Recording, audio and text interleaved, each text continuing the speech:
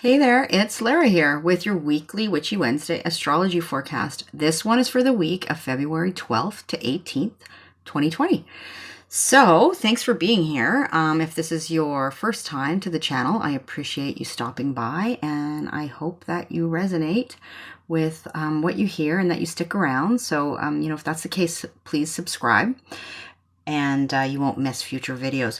Also, if you're somebody that is hanging out with me every week, I so appreciate you. I want you to know that, and I appreciate your interactions, and your feedback and all of that. And I hope you continue to stick around. So, before I start anything else, I want to say I apologize to Geminis out there. So, last week, well, let me go back even further. 2 weeks ago, I missed Cancer when I was going through each of the 12 signs. And then last week I said, I will endeavor not to do that again, but I can't promise anything because Neptune is sitting right on my natal sun, right at 17 degrees Pisces, and it's really wreaking havoc in some ways. And so then last week after saying that, I missed Gemini. So I'm sorry about that. I did a little write-up for you under last week's video, Gemini. So if you didn't see that, then please go back and have a quick read of it. So once again, I will endeavor to not have that happen this week, but Neptune seems to have some other plans, and I'm trying to sit with that energy and really try to figure out and understand what this means for me in the greater scheme of things, right? This is a transit that is quite profound, and it's not something everybody experiences in their lifetime because Neptune moves so slowly. Neptune spends kind of 13 plus years in one sign. And so it doesn't get through all 12 signs in a person's lifetime. And so it may be that, there's lots of people that never experience a transit of Neptune over their natal sun. So I've spoken to a few other people that have gone through this, and they've given me some good insight and advice. So I'm trying to heed that. But it is a transit that's hard to navigate in our kind of modern go world, if you will. So please have some patience with me. I'm trying to have some patience with myself, but that's not my strong suit, to be honest with you. But I'm really trying to learn from it. So having said that, there's a few things we're going to talk about in this video, because there's a couple of significant things happening on the 16th. We've got Mars moving into Capricorn out of Sagittarius. And we also, on that very same day, have Mercury stationing retrograde in Pisces. So we're going to spend some time talking about that in this video. And of course, on the 18th, a couple of days later, we have the sun officially entering Pisces. And so it will be Pisces season. So happy birthday to my fellow Pisces sun signs out there. This is the ending of the astrological year because Pisces is the last sign of the zodiac, right? And then the astrological year starts again when the sun enters Aries. And that happens at the start of spring in the Northern Hemisphere. So Pisces as an energy is very much about this transitional, phase where it's a mutable water sign, and the mutable signs are the signs that mark the transition between the seasons, right? And so Pisces in the Northern Hemisphere is about the transition between winter and spring. And so it's this kind of in-between energy of, is it spring, is it winter on any given day? Nobody knows, right? And so Pisces has that energy. And it is this energy of transitions and of, endings and beginnings. Pisces is it's very elusive, right? Ruled by Neptune, a planet that's quite elusive. And Pisces has made the journey through the whole zodiac, all other 11 signs. It's picked up bits and pieces, right? It's picked up all the experiences and the information and, the knowledge and the eventual, optimally, wisdom that comes with all of that. And so it's kind of been there, done that, and it gets to see things from this broader perspective. And it also knows that this is not really the end. And so it has a capacity for eternal kind of faith and optimism, that things are always going to work out because this isn't really the end. Even when we leave here, there's more, or there's things, even if you don't necessarily believe that, but there's things beyond what our physical senses can comprehend. And Pisces intrinsically knows that. So that's where we're really heading into is Pisces season. As I'm recording this, the sun is still in Aquarius, obviously, but we're heading into that imaginal realm, right? That liminal space of Pisces. So we're going to talk about that a little bit more. And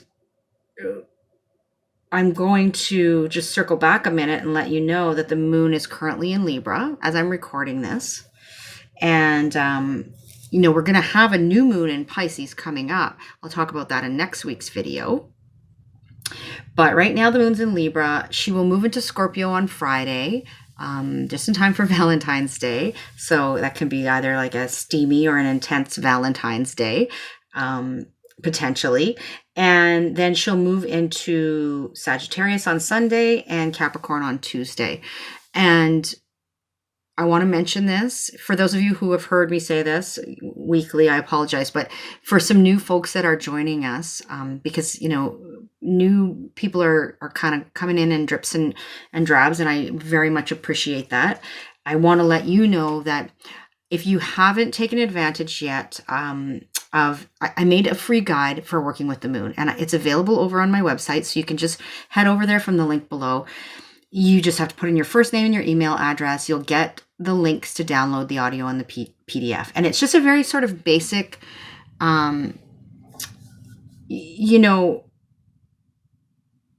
it's a baseline for you to begin to understand the moon and her significance and her importance, and her cycles a little bit, and what it means for us on the day-to-day, and how we can learn to harness that energy on the day-to-day to help us, right? To guide us, and what the moon moving through each zodiac sign every month may be bringing to us or drawing to our attention, right? So if that's something you're interested in, please go over there and grab that.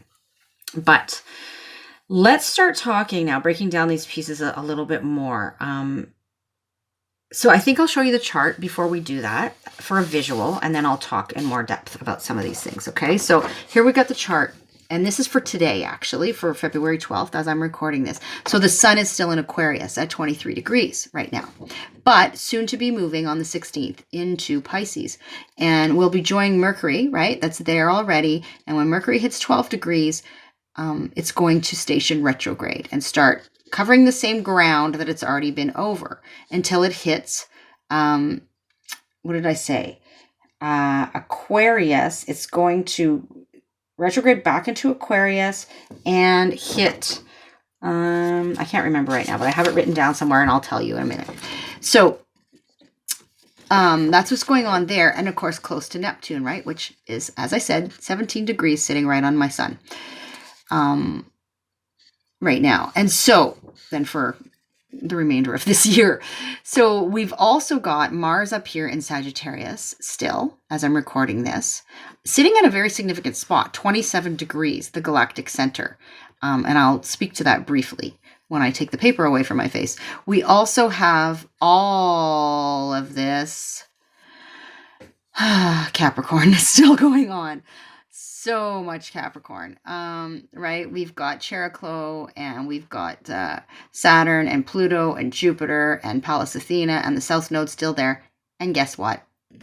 Mars is going to join them beginning on the 16th, and Mars is going to, as Mars moves through Capricorn, trigger each of these planets. Ping, ping, ping, ping, ping, drawing our attention there. And I'm going to speak to that piece in this video as well. I think that's really the important pieces that I want to share with you as far as the chart goes. And now let's kind of break this all down a little bit further. So February 16th, Mars entering Capricorn. Capricorn is a cardinal Earth sign, right? So this energy of initiation in the practical earthy realms, right? The material kind of world. And so, sorry, my hair's doing something wonky here and it's bugging me. It's distracting me. I know that's silly and vain, but it is. Anyway, so Mars is there until March 30th. And just at the same time that this is happening, Mercury is retrograding, right? In Pisces. And so this is, in a nutshell, what I see this as is, and I break it down further for you in a second, but it's like Mars is the will to act, right? Moving into Capricorn, and as I said, going to ping all of those planets that are in Capricorn, going to revitalize whatever's been going on in the area that Capricorn sits for us, whatever house that's in. And if you've been watching these videos for a while, you probably already know, because I have been talking about it, or other astrologers have been talking about it ad nauseum for, like 2 years now. So this is where we've had, in early January, the Saturn-Pluto conjunction happen, which we're still feeling. And then all that other energy is there. And so whatever this big overhaul is for us, right? This restructuring, this hard work that's been going on in the Capricorn area of our chart is getting this Mars energy. So this will to act on whatever it is, right? To maybe start finally making some decisions about what needs to be cut away, or what needs to be really kind of, what we're driven to act on, what we're passionate about. It's a very, Mars in Capricorn, Mars likes being in Capricorn. It's in its exaltation there. It's a very kind of get her done attitude, right? Like Mars wants to just, hell yeah, let's take care of some business. And Capricorn wants to build something sustainable and strong, and just keep putting one foot in front of the other until it gets to its destination. To the top of the mountain sort of thing. Wants to take care of business and take care of its family and provide, right, for the people that it loves and all of this. So we've got this going on, and Mars is going to be there to kind of help us with this. But we have Mercury retrograding in Pisces at the same time, and the sun shining its light on this area of the chart that Pisces is sitting for us. So it's like, pay attention to this energy. Don't ignore it. So whereas Mars in Capricorn is like, yeah, let's do it. Mercury retrograding in Pisces is going, whoa. Okay, yeah, let's do it. We're going to do it for sure. But let's think about this. Let's review this. Let's reflect on this a little bit. Maybe we need to, let's go to let's take a long lunch and go to the beach for a bit and watch the waves, or, let's maybe kind of take a moonlight walk and take a look at the stars for a while. Or there's this really good band playing on Friday, so let's take a break and go check out some music. Or there's this new exhibit at the art gallery that I want to go see. So let's just go do that first, okay? Or maybe we can just spend Saturday, just kind of drinking some wine and listening to some music, or watching some Netflix, or, maybe I haven't painted in a while. Maybe I feel like doing that. Let's just do that kind of thing. And meanwhile, Mars is like, come on, I want to get this done. But Mars will find if he allows that, Piscean, that Mercury in Pisces, retrograding in Pisces, some space to do its thing, then he will come back from the art gallery or the whatever, newly inspired with perhaps a new kind of vision or a greater sense of like faith in whatever action that it's going to take in this area of the chart. And it's doing it not in sort of like a slash and burn way, but in a more a bit of a gentler way, and a way that feels like maybe it's better for the greater good, and it has a greater sense of beauty and compassion and empathy, and it's more inspired. I really feel like it's very Mars, and these two pieces put together are very inspired. And if you think about the fact that Pisces is a mutable earth sign, right? Mutable water sign, mentioned that already. Capricorn is a cardinal earth sign. Earth and water work very well together. They're harmonious, particularly if they're blended in the right amounts. And so it's like when we take those two pieces of the puzzle that we're dealing with over this time, think about if you add just the amount of water and earth together, you can build something really kind of strong, right? People built their abodes out of this, their houses out of like bricks that were made of water and earth and in the right amount, and then fired by the sun, right? That fiery energy of Mars. So that's the blend that we want at this time. Whereas if we put too much water on it, then you just have a soupy mess that you can't really do anything with. Or if you don't put enough water on it, and there's too much earth in the mix, then, things become too brittle and they don't stick together, and they just kind of crumble. So think about that metaphor when you're going through this season, this next little while. And that can be quite helpful. So more on the details. One thing I wanted to mention to you, actually, just on the subject of Mars, is that I pointed out on the chart, Mars is currently, as I'm recording this, at what we call the galactic center at 27 degrees Sagittarius. So I've spoken a couple of times about this before without going into some, down the rabbit hole, which is kind of the galactic center. I just want you to know the galactic center is this point that is the center of the Milky Way, the center of our galaxy. And our solar system orbits around this big black hole kind of vortex, right? Which is and very magnetic. And it is where the stars are, our stars are birthed from the galactic center, and they return when they burn out to there. So when I learned about this, it was very fascinating to me. Spoken about this briefly before, but to me, it's this sense of where the souls, our souls are born from this place before they kind of come into this physical incarnation in this 3D plane, and perhaps where they retreat to when our physical body gives up on us, right? And it's that place where it's they're regenerated in a sense. And this reminds me so much of Mercury retrograde in Pisces. And I told you about Pisces being the end of the journey in a sense. Like our attention's really being drawn to this transition that we're all in some way, right? And so with Mars on the galactic center, it can be a time really to actively engage, that's Mars energy, in something meaningful to you, right? That's the Sagittarius piece.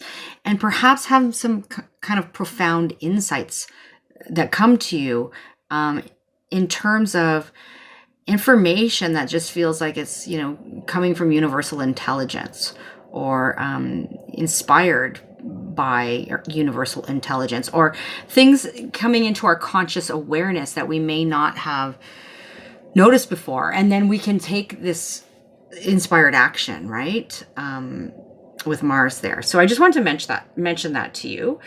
And carrying on, with these pieces that I've been talking about, the Mars in Capricorn and the Mercury retrograde in Pisces. Mars is in Capricorn until the 30th.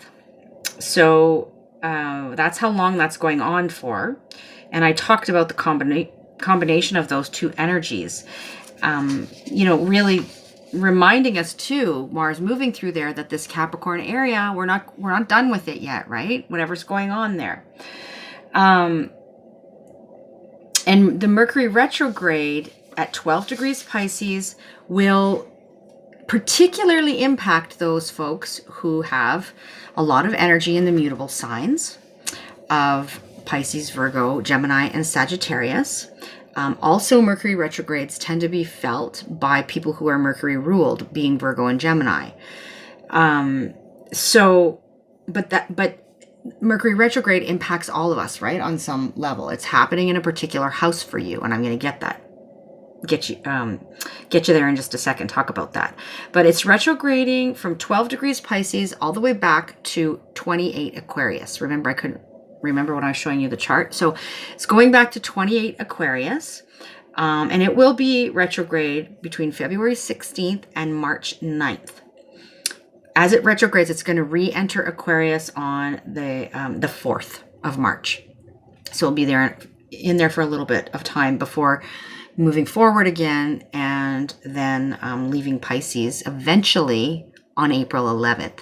So Mercury's in Pisces for a long time, longer than it's, kind of usually, because of the retrograde. And so it's something we need to pay attention to, right? We need to slow down, and particularly in the area of our chart, in relation to that area of the chart that Mercury is sitting for us in Pisces, is an area where we're, that the sun is shining its light there, pulling focus on this area. And the Mercury retrograde is asking us to move inward, just like when any planet's retrograde, it's an inward focus of the energy, right? Asking us to pull back a little and to retrieve the messages, the internal messages, and to reflect, all those rewords, right? Reflect and review, and maybe reinvent and re-inspire, reimagine with Mercury and Pisces, reconnect, repurpose, anything you can think of that has to do with that sort of re-energy. And so the sun, as I said, is pulling focus here, right? Because we're approaching Pisces season. And when this Mercury retrogrades, it's just the sun is following into Pisces, like right after. So we want to pay attention. And it's about this, like this combination of Mercury and, Mercury retrograding in Pisces. So the combination of the energy in Pisces and the energy in Capricorn it's like dreaming then doing, you know what I mean? And ultimately, as I said, if you allow Mercury to do its thing there in Pisces, and it may not be comfortable for everybody, right? Mercury in Pisces is it's like being underwater and trying to decipher things underwater. So like whether you've ever been scuba diving, which I haven't, but I have, been in the water a lot and underwater and opened my eyes and, or even just looking into kind of like a fish tank, you know that you're not, like things are not, they don't appear as they would above ground, right? It's this kind of mystical realm almost. And so it's like we're navigating underwater right now. And we are trying to get information. Ideally, with Mercury and Pisces, it's about getting the information in perhaps ways that we don't normally consider getting information. So those, I've mentioned this before, but Mercury and Pisces, it's about intuiting and feeling into the answers, right? And it's about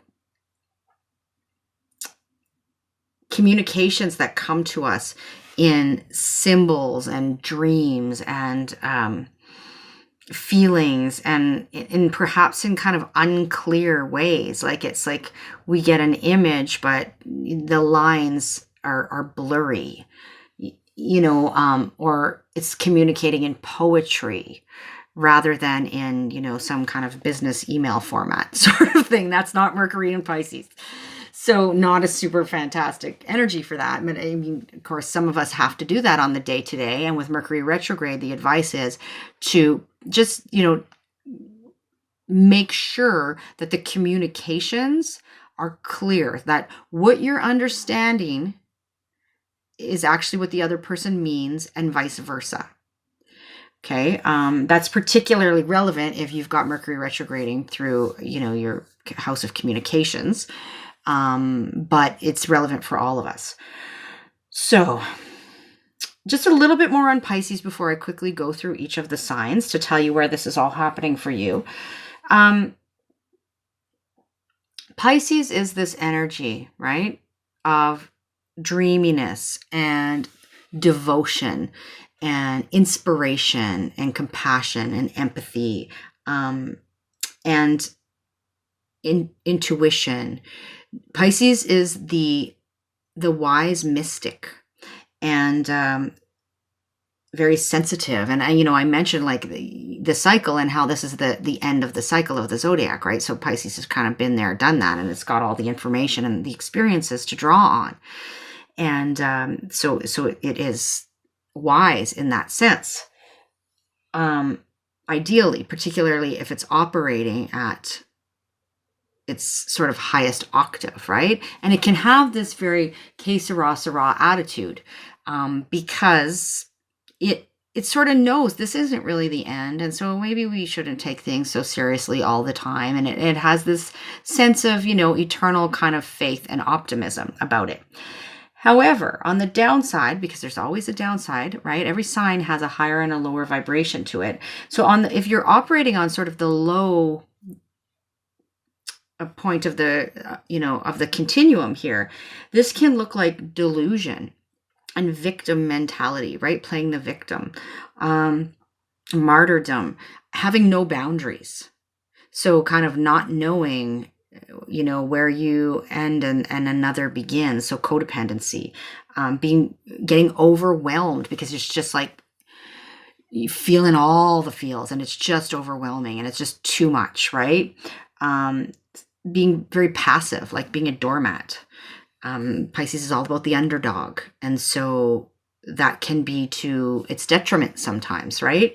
And being self-sabotaging as well. Like addictions is associated with Pisces at its lowest, right? So the area that Pisces is sitting for each of us is that area. I just want to articulate this to you, where you're being encouraged to take it down a notch, to move inward, to get the messages, to make sure you've got all your T's crossed and your I's dotted, and to really reflect and review and all of those things that I mentioned, right? So let's go quickly through each sign and speak to where this is happening for you. And please, before I launch in here, I want to remind you, listen to the introduction if you have time, because it's really, when you just jump straight to your sign, you're just getting this little snippet of information and it has no context, right? And you can miss something important. So having said that, this is first and foremost for rising signs, but also listen for your sun and your moon. So we're going to start with Pisces because this is Pisces season that we're moving into with the sun in Pisces, and Mercury is retrograding in your sign, Pisces. And so that's happening in the first house of the self, right? And so there is this contemplation being encouraged about the I am. Who am I? Literally, right? In the world. A rethinking, a revamping, a reflection of those things related to how you put yourself out there, how you're perceived by the world, how you approach the world, your physical appearance and physical vitality even, so some big kind of review and questions going on right now about all of that, which is perfect timing because it's a really good time to do that right before your birthday. It's optimal, really. And so think about that, and it could be a time where, of recuperation and rest for you as well, because we're at the end of the cycle. And, you may need to have a little downtime to care for yourself, for your physical self in some way. So that's going on for you, Pisces. Moving on to Aquarius, where we've got the Mercury retrograde happening and the sun sitting in your second house of your personal resources. So your time, your money, your energy, right, that you put into things. And it also has to do with what you value, what you place value on, and your sense of worth, your own self-worth. And so Aquarius, it's a time for reviewing those things right now, rethinking things, for, looking inward to retrieve the messages, and to really reflect, on this area of life before perhaps moving forward there.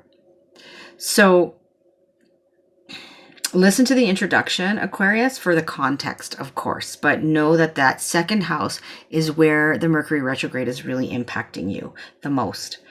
So moving on to Capricorn, Capricorn, we've got Mercury retrograding through your third house of communication. So if you heard the intro, you heard me say, it's a time for all of us to really watch our communications, in the sense that make sure that what you are saying or communicating in any way, right, whether it be on social media or emails or phone conversations or face-to-face or whatever, however you're communicating, that your message is landing accurately, so that the other person or people involved are understanding what you are trying to get across to them.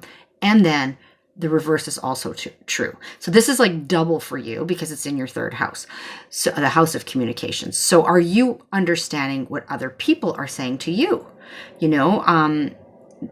Sometimes somebody says something and we take it one way, but that's not really what they meant. And so get some clarity in your communications. Make sure that you're understanding. And also this can have to do with glitches in terms of your immediate environment and the people in it. So teammates, cousins, peers, siblings, anybody in your immediate environment sort of thing, community members, neighbors. It can have to do with early learning, or that's something that you're kind of engaged with in terms of learning the basics, right? Or some kind of early learning environment in some way. So, and it can have to do with short commutes, travels, vehicles, that kind of thing as well. So this is a time for, slowing down, reviewing, reflecting, all of those things that I said in the introduction in relation to those third house matters.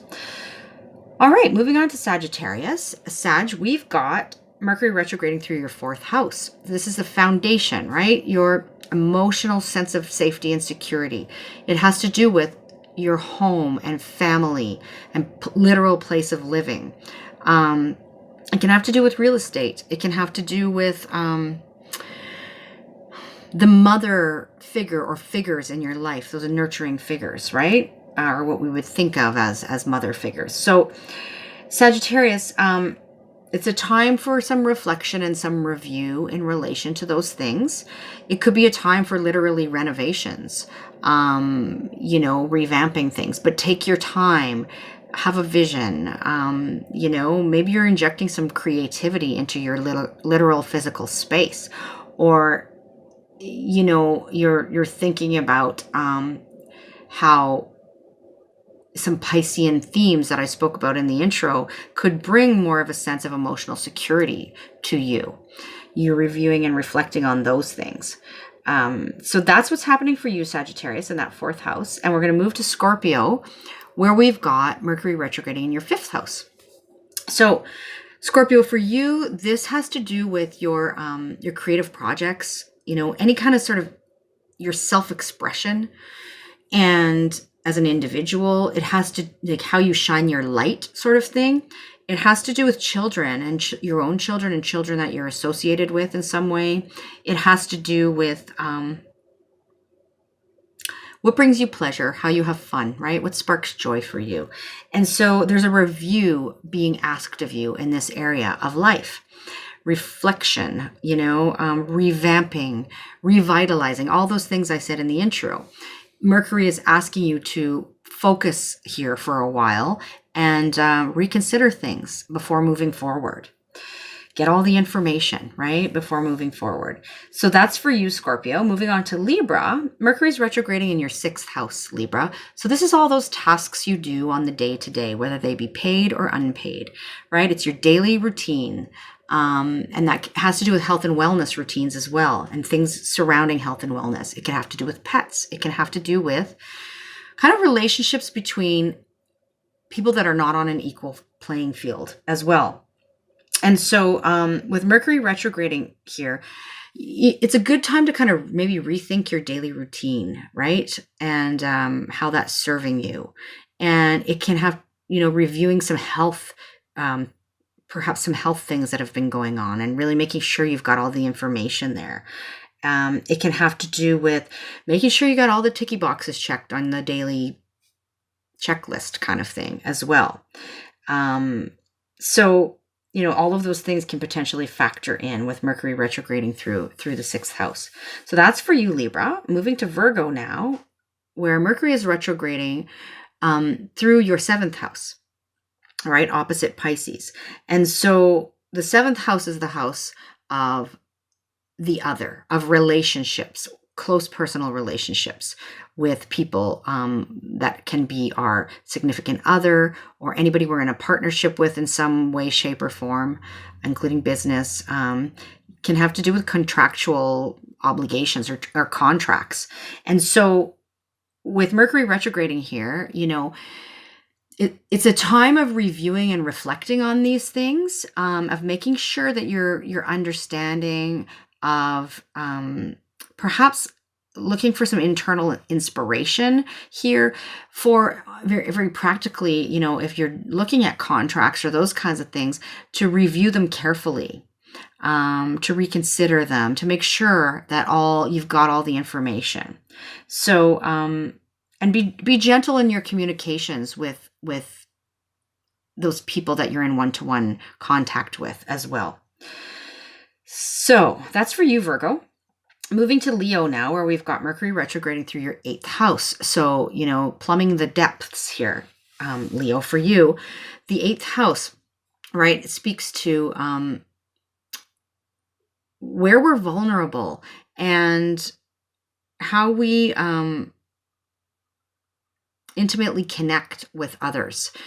If we do, right? It can have to do with sort of secretive things that we keep buried down in our psyches and psychological wounding and healing. And it has to do with other people's resources. So resources that we share with others or that come to us through others or other situations. So like, for example, very practically, it could be, we're moving into tax season. So it would be, the Mercury retrograde would be a good time for you to review and make sure you have all your ducks in a row before you file your taxes, right? Not a great time for filing the taxes themselves, but a good time for making sure that you've got all the ticky boxes checked as far as that's concerned. So that's just one way that could look for you, Leo. Listen to the intro, right, for the context, the greater context. All right, Cancer, this is happening for you in the 9th house, Mercury retrograding in the 9th. And so some review or revisitation or reflection on, your philosophies and your belief systems, the bigger picture, perhaps travel, long distance travel, foreign travel, people and places, that are different from you in some way. This can have to do, and ideas that expand your horizons. It has to do with teaching and learning as well. So for you, this can be, maybe you're making travel plans, it's a good time to make travel plans, but just make sure that you're being really thorough about it. Maybe you're planning on going on a spiritual retreat with Mercury retrograding in Pisces, right? Just make sure you have all the details. you know, and you're considering all of the finer print sort of thing. So that's for you, Cancer. And moving to Gemini. Gemini, Mercury is retrograding through your 10th house. So this house of your public reputation and status, and your public persona, of your relationship to authority figures, your own authority. It is speaking to perhaps your career and the legacy you wish to leave, right? Your public legacy kind of thing. And so Gemini, with Mercury retrograding there, it's a good time to rethink these things, right? Are you thinking about a career change? Good time to do that. Something that maybe makes you feel more inspired. Mercury in Pisces. It can be a good time to do that. Not to take the leap just yet, but to really review, reflect, reconsider, you know, all of that, as far as this goes, and any of those 10th house themes, as a matter of fact. Okay, so, and listen to the introduction for all the pieces of the puzzle so that this makes more sense to you. So that's for you, Gemini. Moving to Taurus. Taurus, Mercury's retrograding through your 11th house. So it's a time to revisit, to reflect, to you know, go inward and retrieve the messages, to review, you know, all those words that I said. I sound like a broken record, but all those things that have to do with the group, right? And your connection to the group. So organizations, clubs, associations, friendship groups, networks, online communities. It also has to do with your hopes and dreams for the future. It's about people who are walking the same path as you and perhaps help you get where you want to go, you know? And so some reconsideration and all these, you know, reviewing this area, it's a really good time to do that right now. And there may be some confusion and that sense of kind of navigating things underwater with Mercury and Pisces. Take it slow, be compassionate, right? And it may be an inspiring time if you really follow the lead of Mercury and Pisces. So that's for you, Taurus. And last but not least, we've got Aries, where Mercury is retrograding through your 12th house. So for Aries, this is an internal, very internal process, right? Or something that's happening that's kind of tucked away from the world, from the outside world. Quite literally, it could be in an actual place that's tucked away from the outside world. So you know, some kind of a retreat center, or a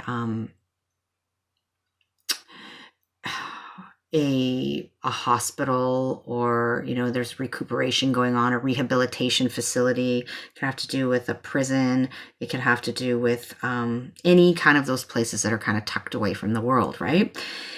So it can have to do with that. It has to do with sort of endings and losses. The 12th house is the house of Pisces. So kind of a transition or a letting go in some ways. And for you, Aries, you are, you know, at the end of the cycle. You're just about to kind of be, if you're an Aries sun sign listening to this, be rebirthed, right? Because we're approaching your season but we have to get through Pisces season first. And so you're kind of in that, you know, lull there at this point in the year, particularly if you're an Aries sun. And so it's a time for this inner reflection and for really maybe retrieving messages from the dream world. Good time to keep a dream journal, to communicate with kind of, you know, the other side, if that's something that interests you or that you're curious about or that you do regularly. It's a good time for that. So, and please listen to the introduction for more context, but this 12th house is where this is playing out for you. And again, you know, I will say the 12th house, it can sometimes have to do with how we sabotage ourselves. So that's not where you want to go with this energy. Okay, Aries? But spiritual work is favored at this time for you. So I will leave it there. That's all 12 signs. I hope that you got something useful and insightful out of this video and the other videos I do. I will be back, and I'll see you next week when we're going to talk about the new moon in Pisces that's approaching. Okay, take good care. Bye-bye.